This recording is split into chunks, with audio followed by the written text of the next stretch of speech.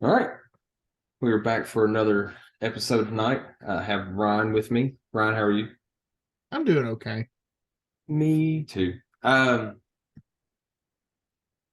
Well, today was we're just going to go ahead and jump into this first. Today was the big announcement of the college football playoffs.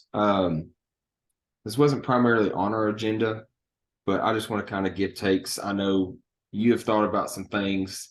Um, so in case anybody doesn't know, the rankings right now, uh, is Michigan at number one, Washington at number two, Texas at number three, and Alabama at number four. Um, Last week it was what, Georgia, Michigan, Washington, and then Florida State. Is that right? Yeah, the I think college that's how it football was. rankings, it was something like that. And the AP poll, funny enough, has actually Florida the State in undefeated fourth teams, the undefeated teams at 1, 2, 3, and 4. Well, anybody that's undefeated is, up there. in the top four, yeah. Yeah. Except Liberty. Liberty's way down there. Kind of Um, shows you how much the AP poll doesn't actually matter anymore. yeah, like if you just look at like the win streaks, the top five teams all have a win streak of at least seven. Where Texas, lost their game when they were 5-0. So Michigan won their conference championship, pretty well. Washington battled Oregon, which everybody figured it would be a good game. Went back and forth with Oregon and beat them for the second time. And Oregon, both losses were to Washington. Texas, handled their game too. Their only loss was during their season, and they beat Alabama. Georgia, who was number one, dropped and dropped out down to number six, I believe, and their Hey, only loss. quick thing. Did you see that Mm-hmm. post? Okay. um, but we had Georgia dropped to number six. So Ron, I'm going to let you start right now. Okay. What are your thoughts of the top four? Just the top four, not anybody that's out. But what's your thoughts of the top four? Like, and when you say what are my thoughts on the top four, what do you mean? Like, Do they how deserve much? to be Like, there? do you think they deserve to be there? Do you think that Alabama should be higher? Do you think Michigan should be lower? Like, what are your thoughts on it? I I'm okay with it. I understand arguments, and we'll get into like the other arguments for the other teams, I guess, in a moment. But I'm okay with it. Purely from an eye test, I have done I have tried to do my due diligence anyways, and have watched all four of these teams play at some point multiple times during the season. Um, and for the most part, I like what I saw. Um, Out of all of them on that list, I think Alabama is the most improved team. Like watching them the first like 3 or 4 games this season, I kind of thought I was like, they're probably gonna lose multiple games. It looked that way.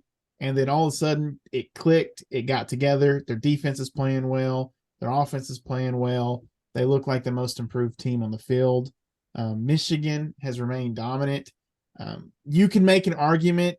Does that have anything to do with the cheating scandal? I don't know. I think they beat Ohio State pretty convincingly. Even if it came down to the wire, it was a pretty convincing win to me. Texas had a couple hiccups here and there, and their couple hiccups were, losing Quinn Ewers and then losing to Oklahoma. But that is your arch rival, and I don't know how much that factors into decision making. I actually do wonder how much it does, but from there, they still won games. They only lost that one game this season, and and when Quinn Ewers come back, they they trounced. I don't know when he came back this week, right? I think so. Yeah. And I was pretty sure. I actually thought he was done for the season But he came back this week and they just walked all over Oklahoma State. To make an argument there, Oklahoma State is the weirdest team, I think, in all of national or college football. It seems like one week they're hot, the next week they're cold. Doesn't make any sense to me. But, I thought maybe they would get up and try to play Texas. Maybe they did. But Texas mollywopped them and everything. And Washington's been consistent. Like, they've been consistent. There has been a couple times I thought Washington might mess up, but I think they beat a pretty good twice. They beat a pretty good Oregon team. And I actually predicted Oregon to win the rematch. Yeah. I thought they would win it. I thought they would come in because, like, the last game, I'm not saying Washington didn't win the last game. They totally won the last game, but from my understanding, I watched a little bit of the first time they played. I didn't get to watch it all. But the first time they played, Oregon had some major hiccups on their own that cost them from winning the game. But Washington, they won convincing in that game. So I have no issue with those two teams, Washington and Michigan, being in it. I saw a post today. I didn't actually watch it or watch it, listen to the sound, but I saw a post today where it seemed like Michigan groaned when they realized they had to play Alabama. I saw it. I don't know. You saw Jim Harbaugh's table kind of look at each other. It kind of, the reaction kind of like it's from behind, but it kind of looked like, oh, yeah, and I don't know if it was like a scared oh or just, like, oh, this is exciting. This is not who we thought. I feel like the field that we have, just again, this is based on eye test. This is based on my personal eye test. This is not anybody else's, just my personal opinion.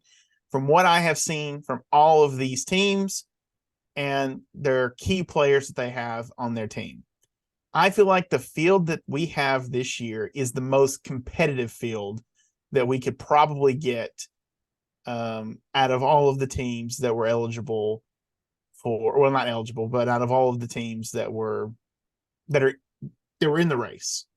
I do feel like this is the most competitive field and everything. So my thoughts real quick, have Luke joining us now. So I think with it being Michigan versus Alabama, I can honestly see that going either way. Now you go from Alabama, like you said, the first few games they were struggling. For some reason, I feel like that Tennessee game, it's like at halftime of that game, it's like everything clicked for them and they've done no wrong. So I've got and that quarterback went from getting benched to not even probably being in the rotation to possible, Heisman talk. Not in the front running for it, but Heisman talk. What were you going to say? Well, that's what I was going to bring up. I feel like him getting benched I feel like that was the spark. Like, the team rallied around him. I think it gave him a burst of confidence. And some people, it does. Some people haven't played. I don't want to get benched, and then some people just go, "Oh, pity me, I suck," and and they just get down themselves. Like I truly think that's probably what happened. Nick Saban knew he was doing, just like Nick Saban putting in Tua that hadn't even stepped on the field in the middle of a national championship game, and Tua comes down and leads a comeback for the ages to win that game. And then you have that little quarterback controversy next year, but Washington's offense against Texas, I could see that going either way, but I truly could see a rematch between Alabama and Texas. Just like we saw a rematch between Oregon and Washington, I could see Alabama and Texas playing each other in the championship. Yeah. I don't like Texas. I mean, it's pretty clear from just my own fan base, but I like watching Quinn Ewers play football. He's just kind of fun for me to watch. So, that's kind of why I give them a little bit of the edge on Washington. I think I believe it or not, I think the Washington Texas game will be closer than the Michigan and Alabama game. I can see that. And the reason why, my predictions, I put this on Facebook earlier. My predictions are Alabama versus Texas, where Alabama gets the edge. I feel like I feel like JJ McCarthy will make critical errors in the Alabama game. That's what I feel like. He has Yeah. thrown the ball multiple times in the games that I've watched in such a way that it just like it's almost like how that didn't get intercepted is beyond me. And I think Nick Saban is going to exploit that. No, I can Also, see they've that. had some pretty critical issues with their offensive line recently in injuries. So I'm not sure how that's going to shake out for them either. But you Luke, can run on Alabama. yeah. Luke, do you have any feedback or comments? I don't know how much you've kept up with the thing today. This was a last minute topic I just brought up with college football playoff. Well, I've got a little bit to weigh in on, and that's mostly that you're talking about four offenses that are all pretty able. Like there's not a clear this offense is better because if when you look at their averages and things, all of them are averaging somewhere between 450 and 480 yards of offense a game. So to me, what it looks like is that it's going to come down to defense because we all know offense wins games, defense wins championships. And if you're looking at the stat line, Michigan deserves that number one spot because their defense only lets, on average, like 123 yards of offense against them. So while their offense is just as capable as anybody else's, their defense prevents the other team from scoring. So, I mean, obviously that's going to be put to the test when they play these two games, but I wouldn't be surprised if Michigan does take it all. Controversy aside, they earned their spot. Like they're still there, Yeah. undefeated season and all. So now here's my talk. Oregon's lost too many. Ohio State didn't even make it to their championship, so they're out. Like I said, Missouri's technically the third or fourth best. Penn State's out. Obviously, Michigan and Washington should be there. Like, there's no doubt about it. Did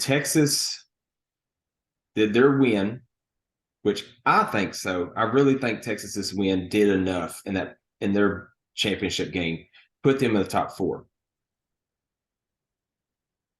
But was Alabama's win good enough to get Alabama in / knock Georgia out? That's my thing because Florida State. So last year, when they were putting Tennessee at 6 and Alabama at 5, they said we don't look at head to head. Head to head is not what we're looking at. It's based on all these other things. That's the reason why they said Alabama was ranked higher than Tennessee, which no one could figure out why. This year they said, well, head to head matters. So that's why Alabama's above Georgia, because they beat them in the championship game. But we're also basing it on Florida State not looking good because they played with a third string quarterback. Their defense is still really good.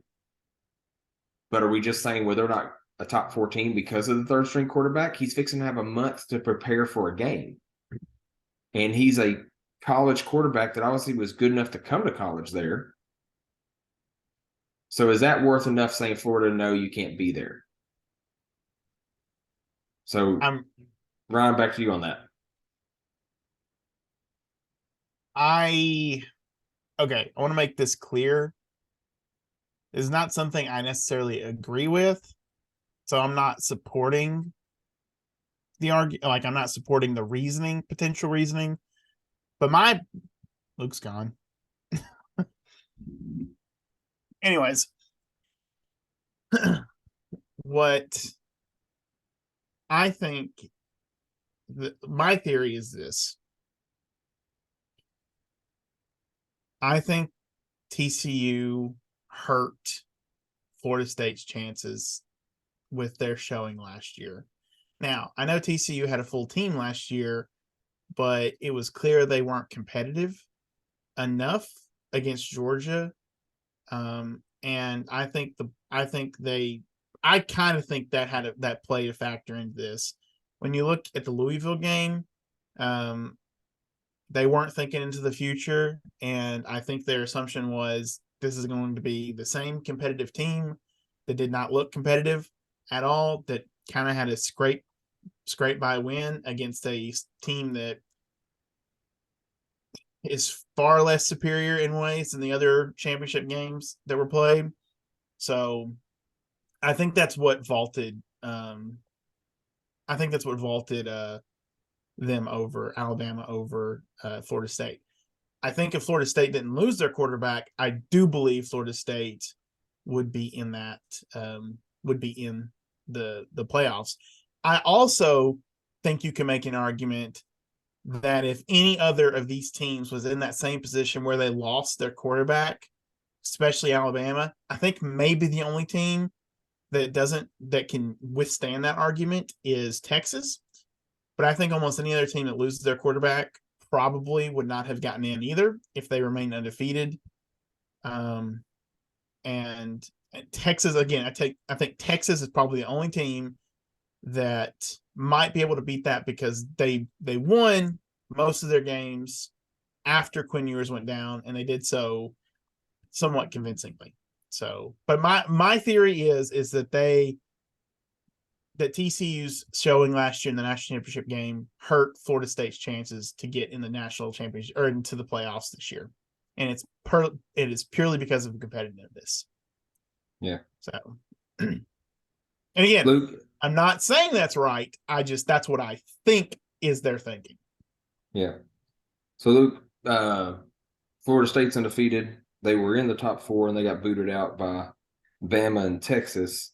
So, you agree? Don't agree? I disagree. I think that they should still have. Alabama shouldn't have moved up.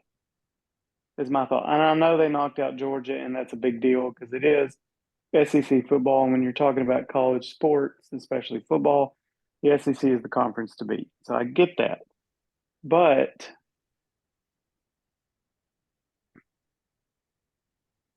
I don't know. They're undefeated. So you've got, how do you justify a undefeated team getting booted out while a one-loss team or 2 one-loss teams take their spot? Because if we're just going to do that, then why did Georgia get booted out over Alabama? Why did Alabama get picked? But you also have to look at, even though Florida State, the struggle win or whatever without their quarterback, it was still a win, which means that their second string quarterback is still enough to get them to keep that dream season alive. They still didn't lose a game, even with their backup quarterback playing. So obviously they're talented enough and deep enough on the bench that they still should get considered. Yeah. Like it's also one of those things, and I'll end this here. It's one of those things where nothing's ever going to be right because, they had the AP in the coaches poll back in the day, and, no one agreed with that. So they came with the BCS, and that was a bunch of controversy all the time, and no one agreed with that. So they try to change it to this football playoff. But it's just like March Madness. Everybody thinks they should be in there. Everybody gets ruled out. And I've said this before, it's not fair that just because people try and win 4 games in 4 days on the, conference tournament in college basketball, that they get an automatic bid, even though they could possibly never win a game. It's, they did terrible in the regular season, but they peaked I at the don't right think time. I just don't think that's right. Yeah. And then, and you're taking away from stuff. And so this situation, it's, like you can argue because who knows? Florida State could go in there, win. Georgia could go in there and win because it's a great feat to go undefeated in college football, especially in the SEC. Mhm. And how many times have Alabama has lost one game during the year? You're like, yep, Alabama's done, but then they make it to the football playoff, they win it. This is their 7th SEC championship in 10 years, and the last time they beat Georgia in the SEC championship, they lost to them in the national championship. So Kirby Smart's learned under that system too. So it's just one of those things where the top 4 teams might not actually be the top 4 teams. Yeah. I also think they don't want to put 2 SEC teams in the championship. I actually don't think they want to put any. No, I agree. I totally agree. And to the extent, that's what sucks, because technically right now, and I know they're not playing an SEC schedule, but technically right now, there could possibly be 3 SEC teams, meaning Texas, Georgia, and Alabama, who are in the college football playoff.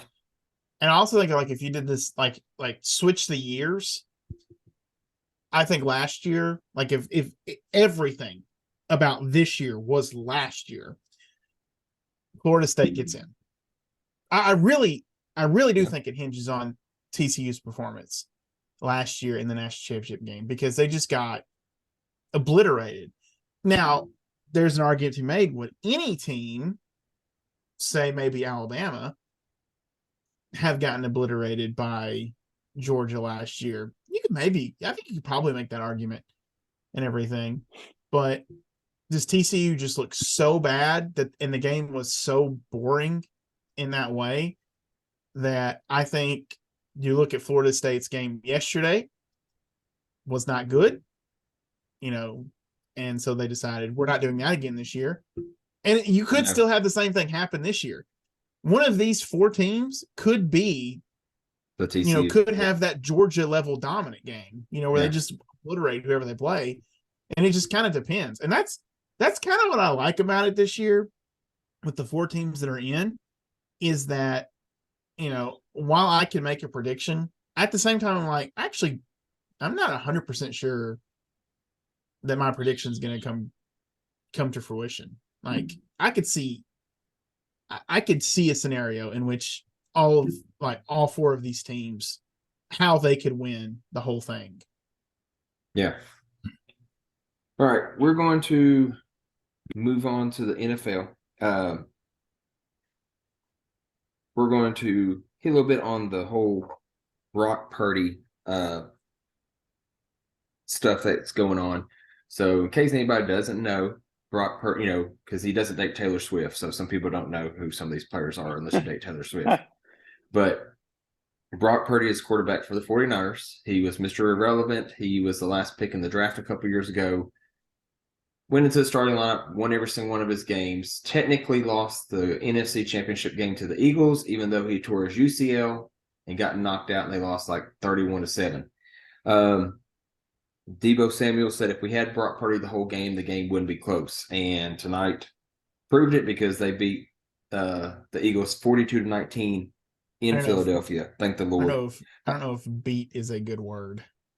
Thrashed. Is that a good word? So damage beyond repair. There was one point. So I'm going to say this. Touch the ball.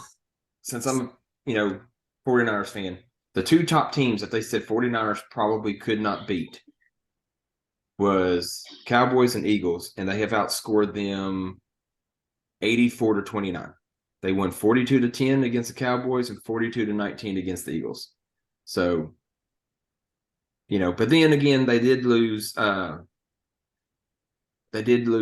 3 games in a row. So we said this a couple of weeks ago, or I did, that he's going to end up throwing an interception, and people are going to say he sucks, he sucks, he sucks. He's going to end up losing his first game, and people are going to say he sucks, he sucks, he sucks. And they did, all the news medias and stuff. So I'm just going to go through this scenario, and I know I guess it might be a little bit sour grapes or whatever, because it's my team and stuff, but it's just one of those things where I'm just looking at stats compared to other people. So I'm just going to read some of this stuff off. And like I said, there's a lot of stuff here. Richard Sherman said if he was a top 5 pick, they'd be talking about him like he's Patrick Mahomes, but he wasn't. But they want to sit here and bring him down, where I'm going to go into my next point. They say, well, he's only that good because he has the weapons. He has Christian McCaffrey. He has Deebo Samuel. He has Brandon Ayuk. He has George Kittle. That's the only reason why he's good. But no one said, and he has Kyle Shanahan as a coach. But Joe Montana and Steve Young had Walsh as their coach, Jerry Rice, Roger Craig, John Taylor, Dwight Clark, had all these Hall of Fame kind of people, but nobody questioned Joe Montana or Steve Young's elite status. They just said they were that good. But we're questioning Purdy just because of the weapons he has. He has 4 career games with 3 passing touchdowns and a passer rating of 140. Somebody said Mahomes is only good because he has Andy Reid and his defense is playing lights out. So that goes back to the same thing about Purdy and his quarterbacks or coach situation. I was looking at some of the stats, like quarterback stats. Brock Purdy is, as of last week, number 7 on passing yardage. He is averaging the most for yards per attempt. There's not anybody else averaging more than 8.5 except Brock Purdy. He's averaging almost 10 yards per every attempt he throws. He only has 5 interceptions, and that was the biggest thing. But you have Josh Allen, who leads the league in interceptions. Tua has 8. Patrick Mahomes has 9. Dak Prescott has 6. Jalen Hurts has 9. And like his quarterback rating. His quarterback rating is 115. That's the league lead. Like he's a leader in a lot of these stats. He has the highest quarterback rating in his first 15 starts. That's better than Mahomes. And he's first in a lot of these other stats. So I know some of you have watched the 49ers games with me. And I'm not saying that he is better than Dan Marino. He's better than Joe Montana. But is he only good because of who he has? Ron, what do you think?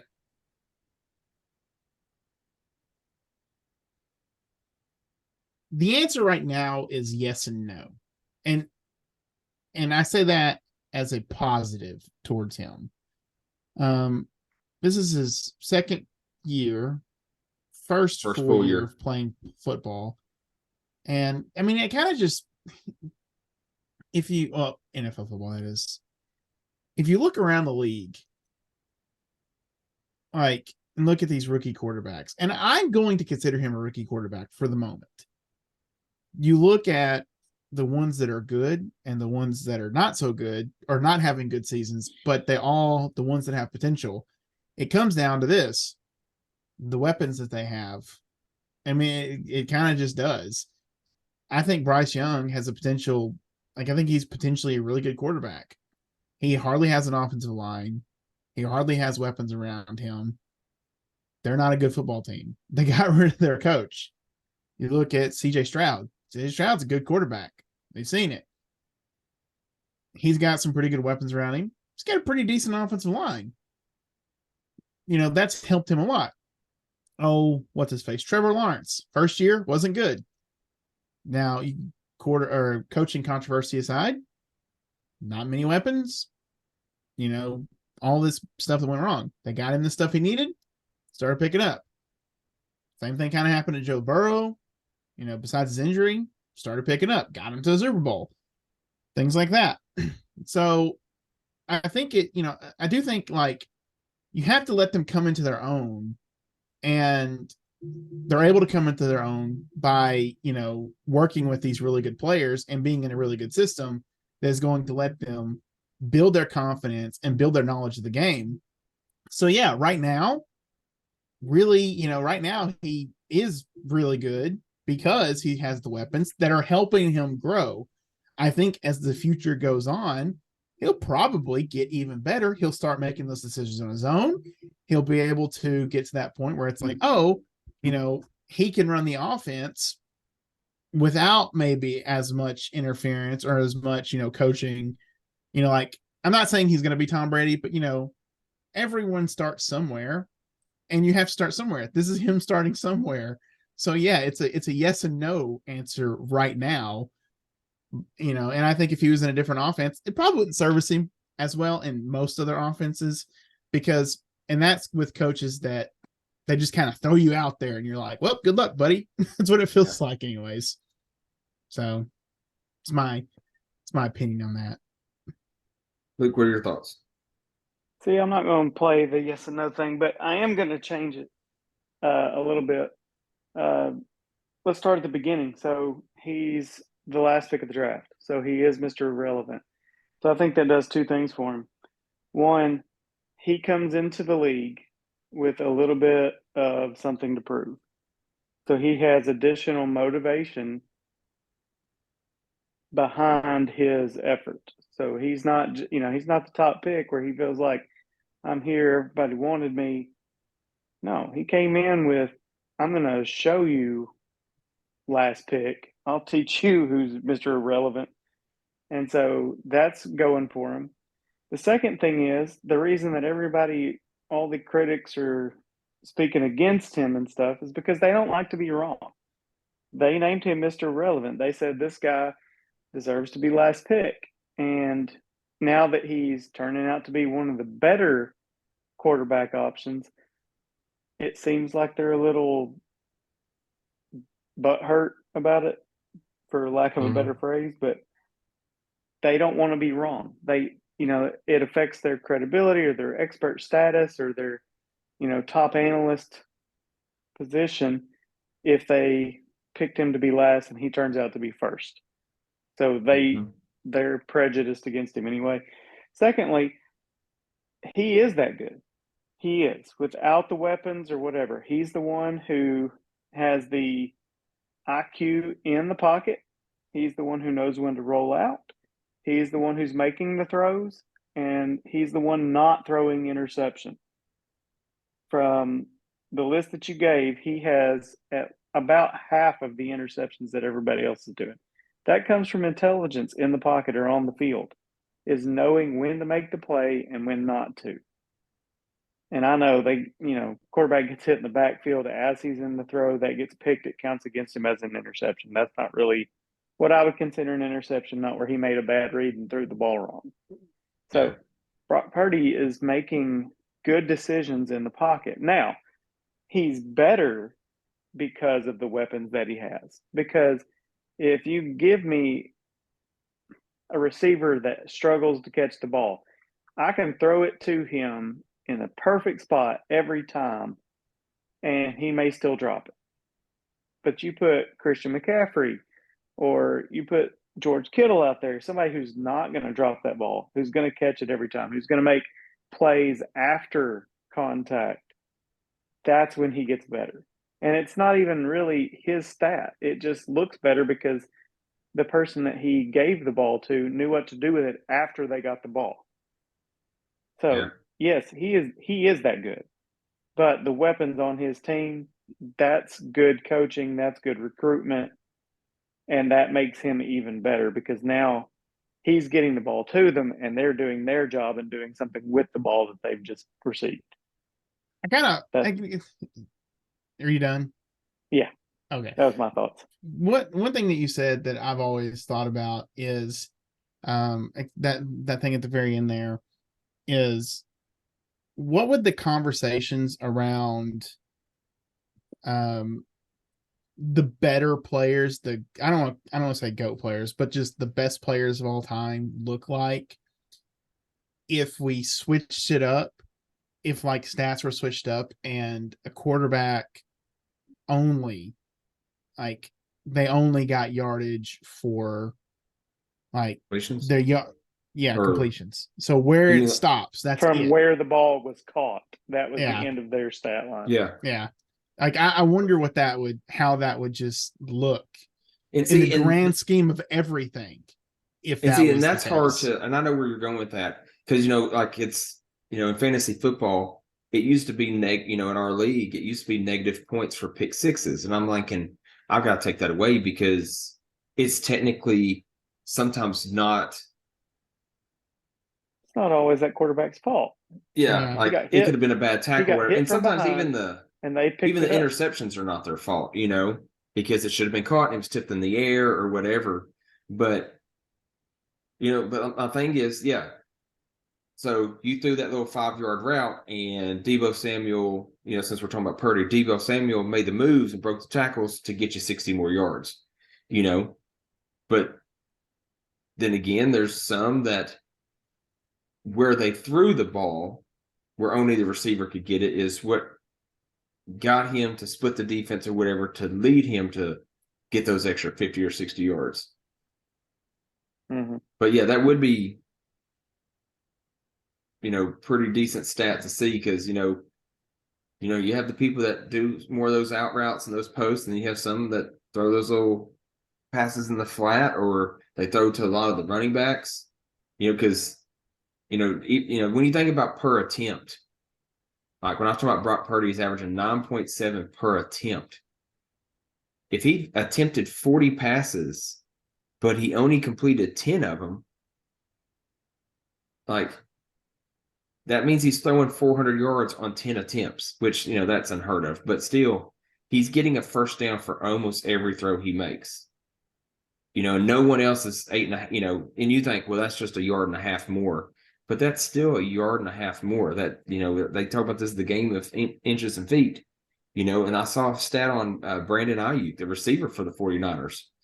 I think the last stat I saw, I think it's went down since then, but the last stat I saw, it was 95% of his passes that he's caught from Brock Purdy this year have either went for a first down or a touchdown. And that's just unheard of. That just means that you're going to a guy that, can get you the passes or get you the yards and stuff, and he's counting on you. But, I truly think that Brock Purdy, if we take him out of the system, let's say if he gets drafted by the Jaguars, who knows? He might not be that good. He could have been drafted by the Patriots because they're like, well, we need somebody because Mac Jones isn't who we thought. The Bears could have drafted him, and he might not be that good just because of the system he's in. And you know what? If Garoppolo doesn't get hurt or Trey Lance doesn't get hurt, we're not saying any single thing, and 49ers could be mediocre with Trey Lance and Jimmy Garoppolo. We could be sitting here and then Brock Purdy's little contract of his rookie deal is done, and now he's moving on to get picked up by the Seahawks or something. I think Brock Purdy, as it stands with all of the offenses that I know of, like that I know at least decently enough, I think the only other system that I think he would succeed in, as it stands right now, like giving him the opportunity, and that's my issue, is like I do feel like there's a lot of these offenses that don't give their young quarterbacks like the opportunity that they need to grow and acclimate to the system that they're in. But I think if you put him in the Broncos offense, I think he probably does fine. And that's the only other offense. And that's because there's a similarity between Kyle Shanahan's offense and the Broncos offense, for the most part, because they rely more on play action passes, yeah, and things like that. And I have to say, he puts some passes. I've seen throw to Kittle. Yeah. Like he puts the passes where they need to be. And I looked at his college stats when they drafted him, especially when he started getting back in the lineup. I was like, oh, okay, who are we dealing with now since Garoppolo's gone? He had a 2 or 3 touchdown to interception ratio. So I think he only got more than 20 touchdowns once, but it was like 19-8, 18-5. So he was pretty decent. He still threw for 3,000 yards, I think, at least every year, when he was at Iowa State, but it wasn't bad. But then again, Iowa State wasn't in the running for the football playoff, so that could be defense, that could be his weapons. So, but It makes And me think here recently about Tom Brady and Bill Belichick.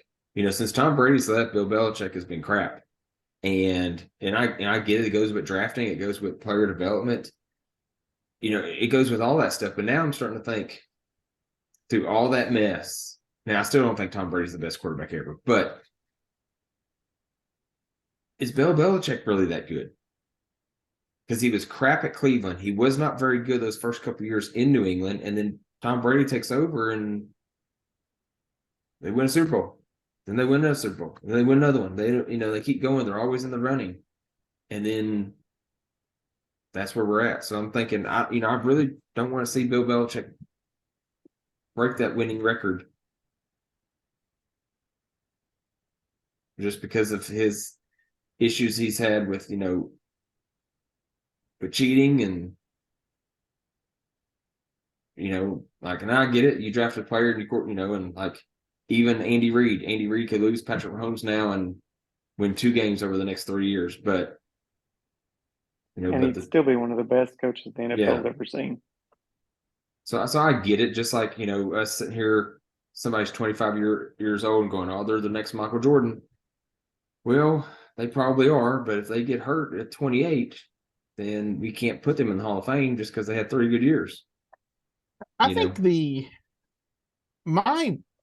my theory on why it's gone so bad for Belichick recently is actually kind of comes down to I think he tried to destroy the team after Tom Brady left.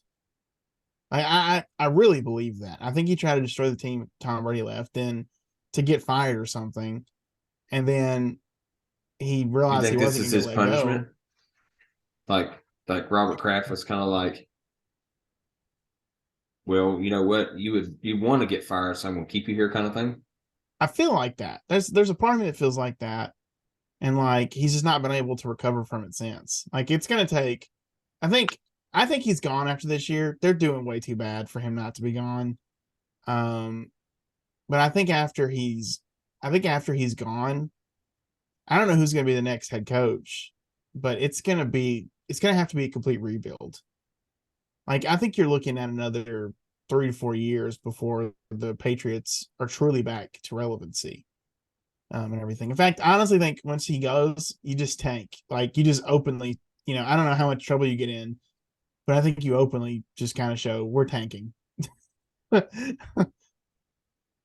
Because the talent's just does not seem to be there. I don't know, besides the quarterback, and that situation's in fluctuation every single week.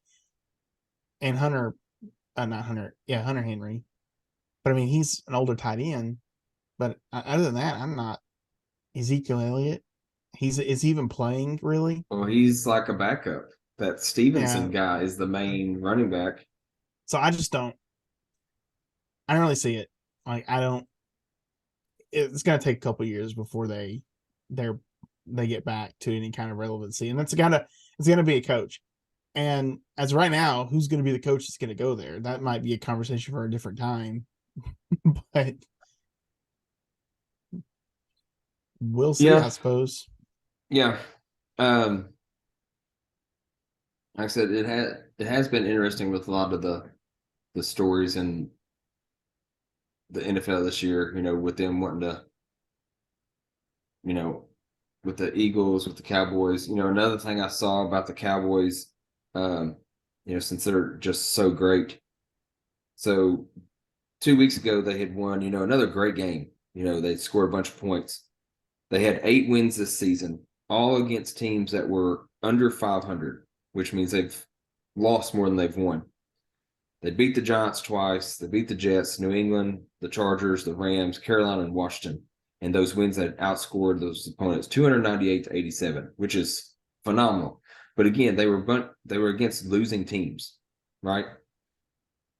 And so until the Seahawks the other night, which they struggled, a lot of people can say that's resilience and all that. They struggled. Like they probably should not have won. It says the Cowboys have not beat a team with more than 4 wins this season. Because they got, their first real test was the 49ers after losing to the Cardinals. After losing to the Cardinals. and 49ers dominated them. But like I said, they haven't looked good. But yes, they win one game. They beat the Giants again, who doesn't have a quarterback, and Saquon Barkley's always hurt. And they're like, oh yeah, they're back in the running for the. And then the Eagles, they've not looked the best really. Chiefs have not looked good. Buffalo isn't like I don't know. This season's just really wide open. It's kind of like what we're talking about college football. So, all right, we're going to shift gears to another topic. Luke, we're going to jump into the Marvel universe. We're going to hit on the series that just finished, Loki, on season 2. What are some of your thoughts or questions with this season? Well, just gonna say jumping through the timeline was kind of trippy anyway, because I don't know, the branches, them pruning them and then them regrowing. I don't know. That was a lot for my brain to handle. But I mean, spoiler alert. When Loki ends up doing that, I was like, okay, so obviously somebody had to take control of the whole timeline thing, because once you remove he who survives, they're just going to run amok, right? The branches just, and to be honest, that's what they would do anyway. So part of me was like, is the TVA even relevant? Because if the branches are just going to naturally grow and expand,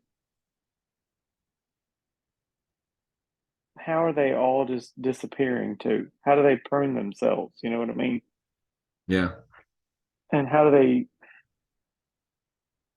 if each branch, because you saw it over and over with the characters, they found the branch that they were pruned from, and so then they would stay on it. Okay, well, how does that branch prune itself?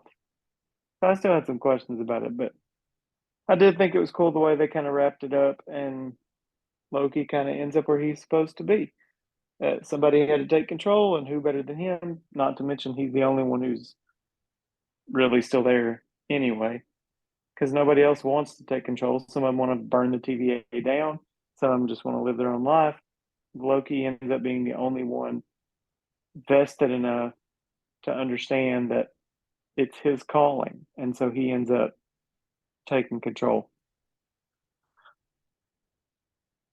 Yeah. So, yeah, the timeline thing, I agree. It was like me trying to process some things, and then him going through the little jumping through the different times, and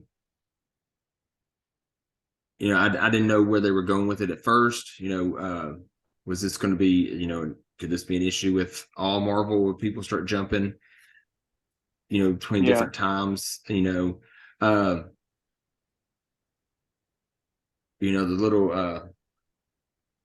little cartoon clock, Miss Minutes. I kind of interested in to see that she had this infatuation and this little jealousy and stuff with the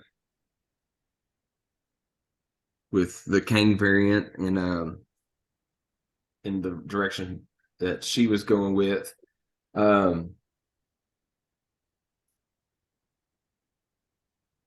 It's kind of like, I guess even though it's his all control, and seeing Loki, we've seen Loki grow in the regular Marvel universe in the movies, from being that little brother that was just a jealous troublemaker, because, really. yeah, troublemaker and jealous because he wasn't going to be king, and he pretends to be king in the Thor movies, and he always betrays. He fakes his own death, and and he keeps coming back, and then to see him actually sacrifice in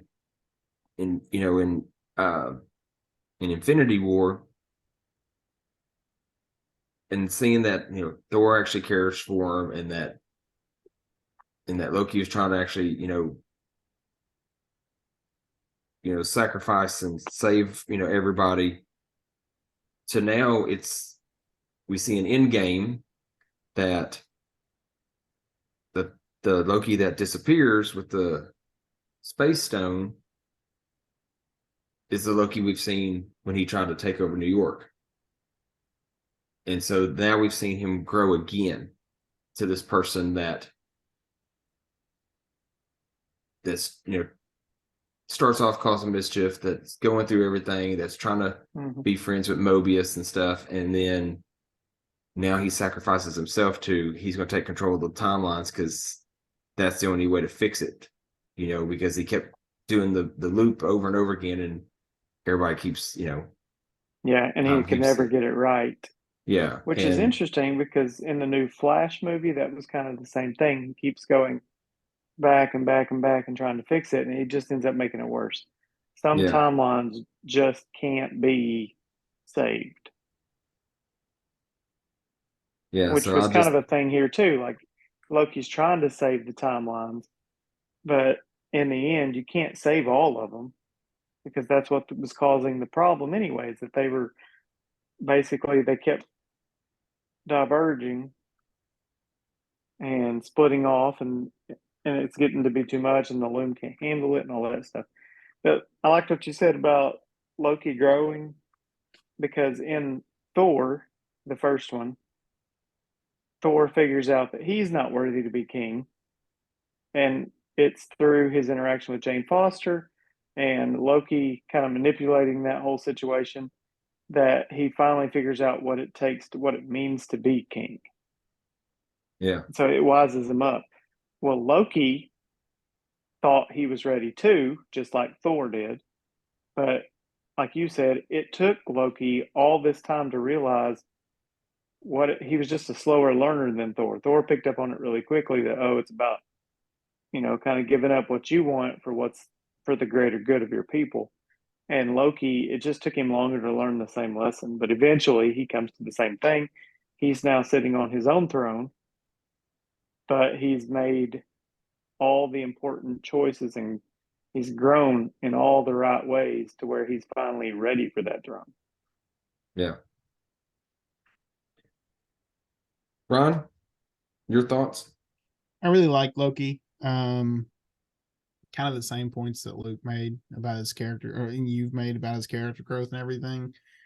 I'm kind of more interested in seeing what's going to happen if anything happens next. I feel like Loki as a TV show is done.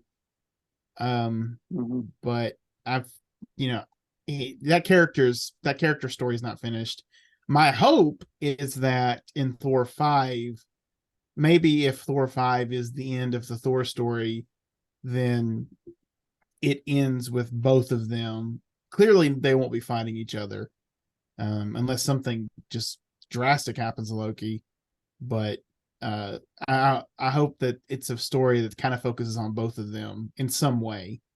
So, because their story, in my personal opinion, is probably the best like Marvel story that's going, and just in terms of character development, out of all of the characters that they have done, I think theirs is the best, and it has been the best for a while.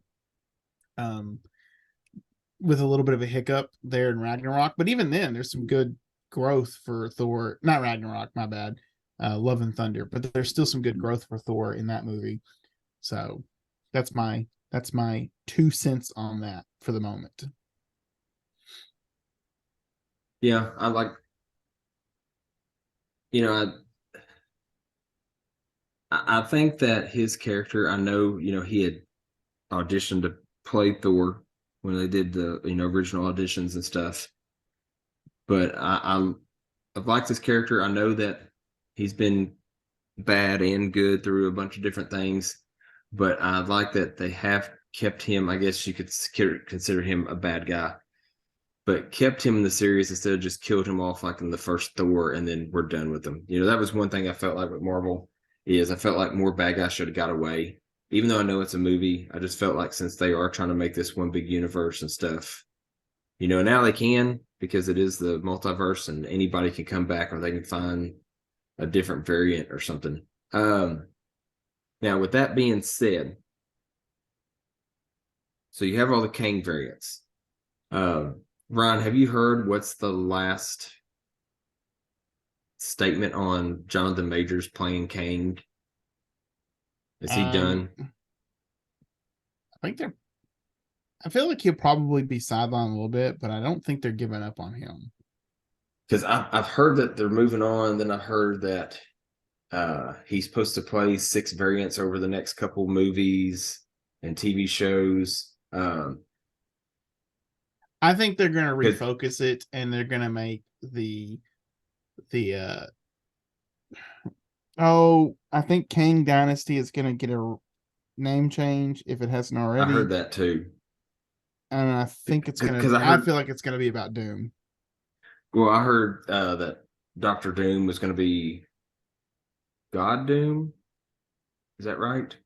I mean, that's sort of what happens with the comic version of the Secret Wars, the second Secret Wars storyline, not the first one. Even on the first one, he does play a major role in that as well. But the second Secret War storyline, he does become God Doom, and I think that I don't think you start out with that, but I do think one movie build up to that, and people will know. Like, Doom's such a cool bad guy that it would be, it'd be something that you could, especially if you do it right. Well, I saw a picture of like Doom sitting on a throne with like Ultron behind him, a Kang variant behind him, actually Kang the Conqueror behind him, and one of the other villains standing behind him. I thought it was kind of cool image. So like I said, it'll be interesting to see. Like I've liked Jonathan Majors. I hate the trouble that he got into. So I really wish somehow they could keep him in. I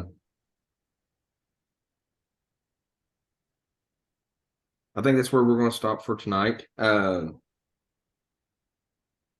Next time, I know Luke wants to talk about Blue Beetle, so I want to get into that. I haven't been able to finish it.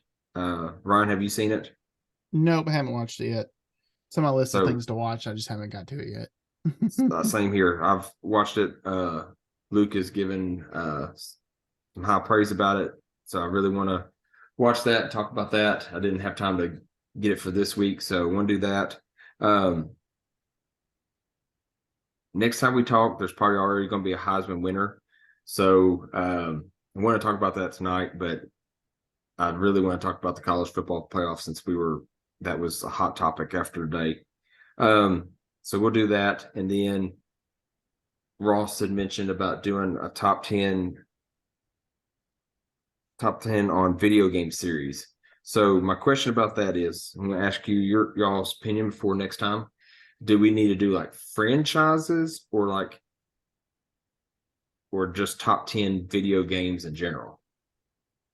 I have a list of franchises. I'm thinking franchise. So like Madden franchise, Call of Duty franchise, like that, right? Halo franchise. Gotcha. Yeah. Like that's fine by me. I just want to make it clear. We can break it down and discuss specific ones. Like it may be interesting to put together, like if you had to pick, if it's a big franchise, you had to pick 3 or something like that. You were limited to 3 games, like Halo.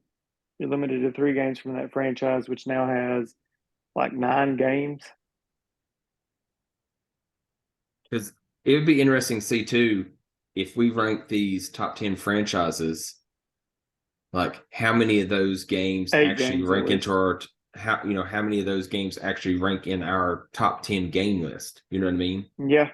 Like let's say you said Halo, and let's say the second Halo was number 9 on my list, and I said Call of Duty was the second biggest franchise, but Call of Duty's not even on my list, so it'd be interesting to see, where we're at on that, with which top franchises, and then, like I said, then maybe breaking down a game or two of what we think is best, because all of us have our different, genres of games we like. I play a little bit more sports or whatever, but I love the superhero games, and I play, different, shooter games. I play the little Lego games. So it'd be, interesting to see based on preference and stuff. Yeah. And there's been some games I've played just, because it was a free download or something, and I've heard good reviews on it. So, so that'll be our topic for next week. Ron, do you have anything else? I don't think so. Let me check to see if we check our little message thread here and see if there's anything else we potentially missed. Nope. I'd like to say congratulations to Arkansas State for being bowl eligible for the first time in a long time. It's 2019. That's crazy. I've actually thought they got before that. I mean, before that, after 2019. Been too long. It's also first time in a long time we've had a coach consistently. So yeah, not having to drop one every year. Don't speak too soon. That feels like the Arkansas State curse.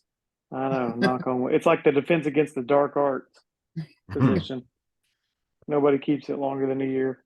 Yeah. And there are some job eventually you'll realize that this person keeps causing trouble in our building. Yeah. And there are some job openings that I could see him going to if they called upon him, that is.